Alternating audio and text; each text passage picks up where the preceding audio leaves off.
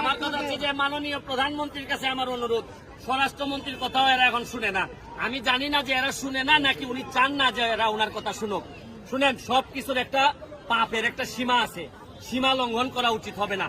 আর মনে রাখবেন যে জননেত্রী শেখ হাসিনা নিজের পার্টি অফিস পর্যন্ত ভেঙে দিচ্ছেন যাতে পার্কিং এর জায়গা ছিল না।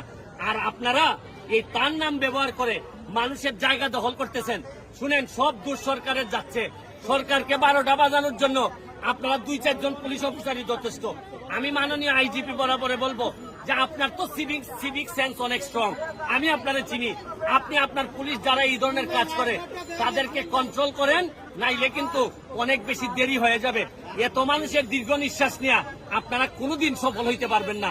তাই আমার অনুরোধ যে আল্লাহর হস্তে এই ততুলতলার মাঠটারে আপনারা মুক্তি দেন। আপনাদের তো দখল করার আরো বহু জায়গা আছে, টাকা পয়সা ইনকাম করার বহু জায়গা আছে। আপনারা চাইলে তো একটা বিল্ডিং একোয়ারও